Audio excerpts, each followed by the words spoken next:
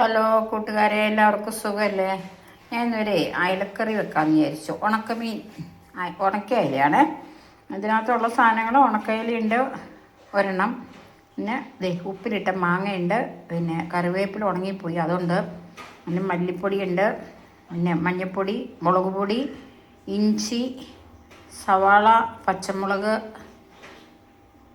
ഇത്രയും സാധനങ്ങൾ ഇതിനകത്തുണ്ട്. ഇത് തേങ്ങ അരച്ച് വെച്ചിട്ടുണ്ട്. പിന്നെ ഇത് ഇവിടെ ഒരു സാധനമുണ്ട്. ഇത് നിങ്ങൾ ചെയ്തിട്ടുണ്ടോ എന്ന് എനിക്കറിയില്ല. ഇതാണ് ലാസ്റ്റ് ഞാൻ ചെയ്യാൻ പോകുന്നത്. ഇതിനെ ഞാൻ ലാസ്റ്റ് വറുത്തിടും. അപ്പോൾ ഓൾറെഡി അത് വറുത്ത് വെച്ചിട്ടുണ്ട്. പക്ഷെ ഒന്നും കൂടെ ഒന്ന് തേങ്ങ ഒന്ന് വറുക്കാൻ വേണ്ടിയിട്ട് ഒന്നും കൂടി ഒന്ന് വറുത്തിടും. ഹലോ, നമ്മുടെ കറിയെ തിളച്ച് മറിയുന്നുണ്ട് കേട്ടോ. കട്ട കട്ട കട്ട കട്ട കട്ട കട്ട കട്ട നല്ല സ്മെല്ലൊക്കെ വരുന്നുണ്ട്.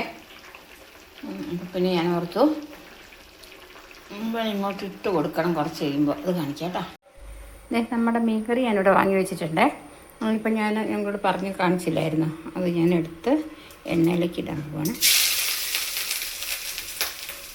തേങ്ങയും അരി വറുത്തതും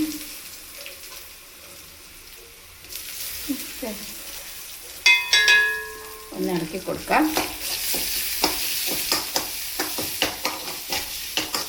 തേങ്ങ ഒന്ന് നമുക്ക് ഒന്ന് ബ്രൗൺ ആവേണ്ട ആവശ്യമുണ്ട്. നമ്മുടെ തേങ്ങ ബ്രൗൺ ആയിട്ടുണ്ട്. അപ്പോൾ ഇത് ഞാൻ കറിയിലേക്ക് വേണ്ടി പോവുകയാണ്. അതിന് ശേഷം കാണിക്കാം. ഇത് നോക്കൂ, മനോഹരമല്ല കറി കാണാൻ. അപ്പോൾ ഇത് ഇളക്കി കൂട്ടി യോജിപ്പിച്ച് നിങ്ങൾ ചോറിനകത്തൊന്ന് കഴിച്ച് നോക്കൂ കേട്ടോ.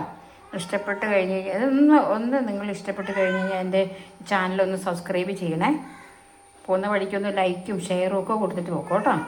ഇഷ്ടപ്പെട്ടെങ്കിൽ കഴിഞ്ഞാൽ മാത്രം മതി, വെറുതെ കണ്ടു പോകരുത്.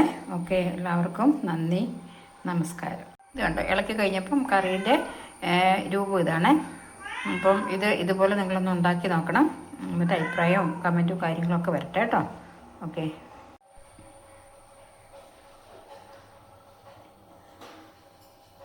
അടിപൊളി ടേസ്റ്റ് കേട്ടോ. ഒന്ന് കൂട്ടി നോക്കണേ. രക്ഷയില്ല, കിടും.